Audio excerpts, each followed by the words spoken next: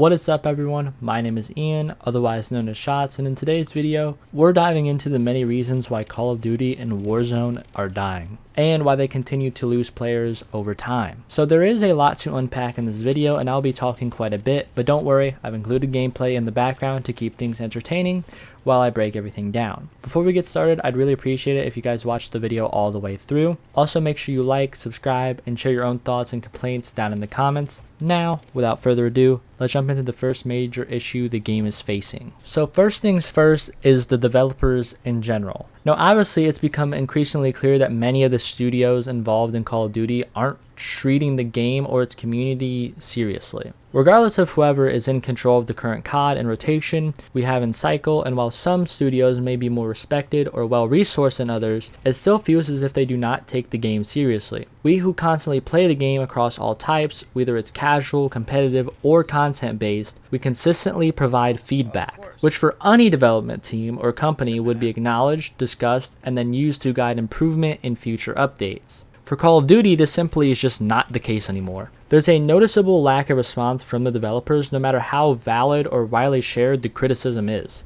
Even creators with massive audiences and direct access to developers like TCaptainX, Swag, people along those lines, they have also shared their frustrations. Despite participating in creator calls and giving direct face-to-face feedback, they've also admitted that it is even difficult for them to make an impact and kind of basically have the developers open up and actually listen to them.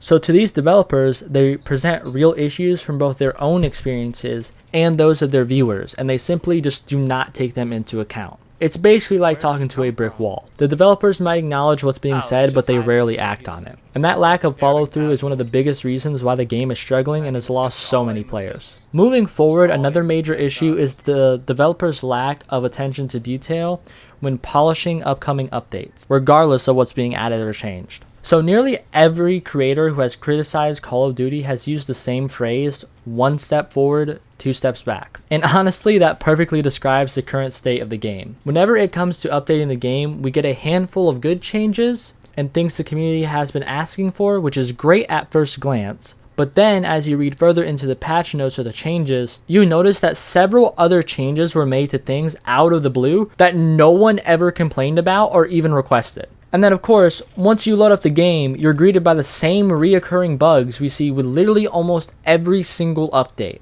No matter what gets added or changed, and amongst these changes, there are a bunch of bugs, which are either visual bugs or game-breaking bugs, or if we're even lucky, we'll get both. Right now, for example, with the introduction of Rebirth Ranked, where your rank and where it's displayed can get mixed up with your standard Battle Royale rank, despite them being in completely separate modes. This glitch even carries over to your friends list, showing the wrong ranks for your teammates and other people on your friends list. On top of that, there are also matchmaking bugs where you get stuck in a lobby, quote unquote, waiting for 13 players, which then forces you to restart your game and then re-queue. So at the end of the day, it feels like no matter what gets released on update day, there's always something broken. In addition to the constant bugs that plague every single update, we also have to point out how it feels as if there is barely any updates or content in general. Each time a new update rolls out, it rarely feels new. Instead, it's more like a nostalgia trip. Out of the many DLC weapons added to the game, Black Ops 6 currently, only 2 or 3 of them, specifically the Maelstrom, Fang, and Cypher, are genuinely new and original. That is only 3 or so weapons out of the 20 or 30 almost that have been added for DLC. The rest are simply recycled or reskinned versions of weapons we've already seen. That's incredibly disappointing when you consider the volume of content that could be introduced. This just goes to show an even larger issue, which is that there's really no creativity left whenever it comes to making content for this game. We've seen the return of maps like Verdansk and Rebirth Island, and while many players enjoy them, it's yet another example of the developers relying heavily on recycled content. There is literally no creativity left in the tank. And when the developers do try something new, it often misses the mark. Every single time almost. Area 99 is a perfect example.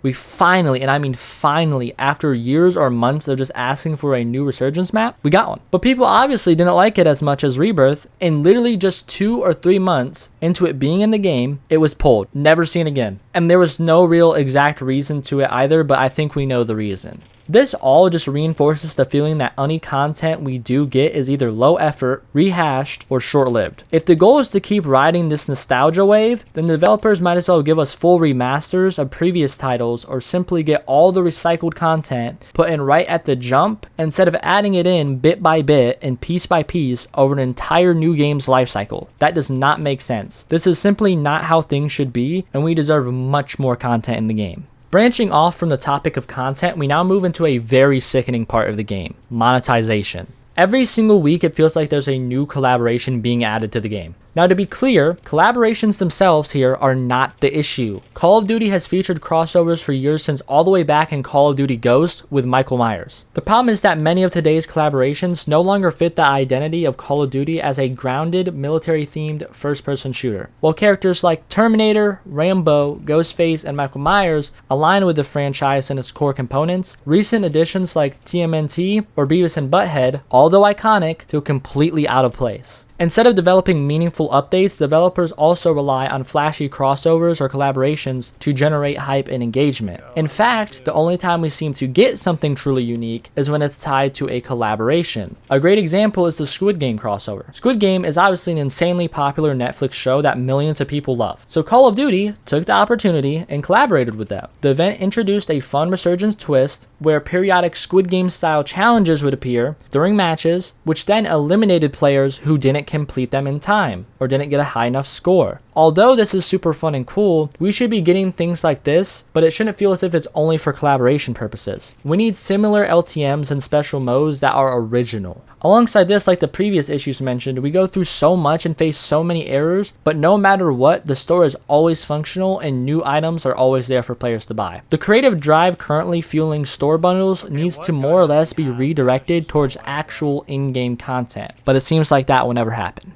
Now, this is another big one here, but another ongoing issue that never seems to improve is the anti-cheat system. And while people complain about it constantly, can you really blame them? The beginning of the World Series of Warzone qualifiers was completely overrun by cheaters. One cheater in particular even used the name "No World Series of Warzone for you." This basically just openly mocked all the top 1% of players who were trying to qualify with their teams. And this one person, alongside many others, were blatantly rage hacking. They were using wall hacks, aimbot, basically all of the above. And to make matters worse, the rewards for participating in the tournament, such as calling cards, were also nothing but recycled content. One is just a reskinned multiplayer calling card with slightly different colors in World Series of Warzone text, and the other is a simple design a toddler could make in Photoshop. All of these rewards, to my knowledge, are also non-reactive as well. So although this situation did happen, Call of Duty did respond to the cheating situation, claiming they are taking action against the offenders, but as usual, the response was late and the punishment amounted to little more than a slap on the wrist. So now, not only is Warzone's largest tournament outside of CDL Champs, which is worth $1 million,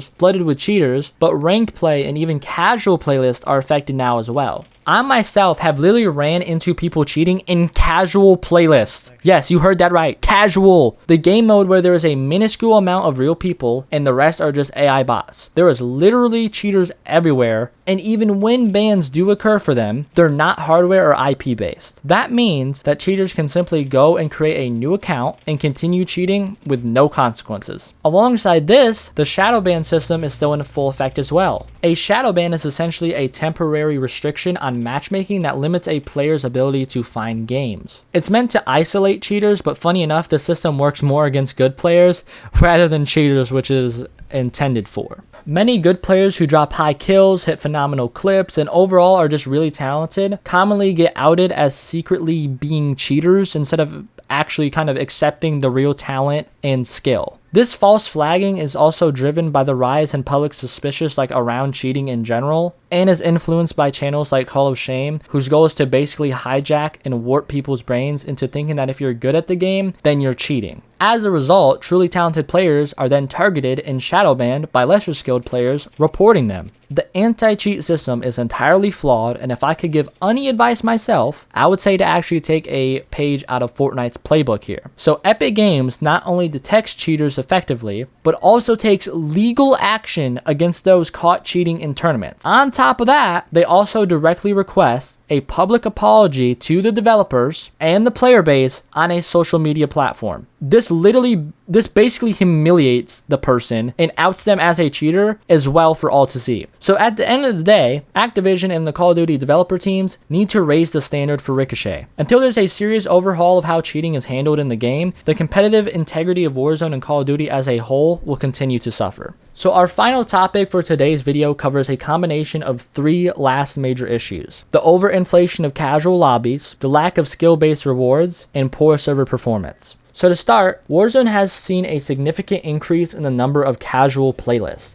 These modes are designed to offer a more relaxed experience, usually filled with AI opponents, where players can level up weapons, complete challenges, or simply learn the game. While that concept isn't inherently bad, the problem arises when developers replace core playlists with these casual ones, rather than offering them as separate options. This forces those that want to go up against regular players and have a real challenge into the casual game modes. For example, not long ago, standard Battle Royale solos were completely removed and replaced by casual solos. In addition, the Trios playlist has also been entirely removed from the rotation. This basically forced those that want to play up against real opponents to go up against AI, which then forces a toned down version of the game mode. And obviously, those that want to play in groups of 3 can no longer play and do that. They are forced to play quads. So beyond casual mode saturation, there's also a clear failure to reward skill, especially outside of ranked play. One glaring example is the absence of nuke contracts. In previous versions of Warzone, skilled players could earn a nuke contract by achieving 5 consecutive wins or 30 total wins in a season. From there, you could go into a game with your squad or even by yourself and begin the nuke contract by just picking it up. You then had to collect nuclear elements and survive while being hunted by the entire lobby. Completing the nuke contract was a high skill, high reward achievement that brought excitement, status, and meaningful gameplay to the game. Sadly, nothing like that exists in the current iteration of Warzone. There's literally nothing like that. So unfortunately, as a good player, there's really no external rewards aside from mastery camos to show off your dedication to the game. Now lastly, let's talk about the game's servers. Out of all the recent Call of Duty titles, Warzone and Black Ops 6 seem to have the worst server performance to date. The current servers operate at a 20 Hz tick rate, which is significantly lower than the industry standard. To put this in perspective, many modern games actually run on 60 Hz tick rate servers, offering 3 times the responsiveness. So not only are we on slower servers compared to other multiplayer games, but we also face netcode issues.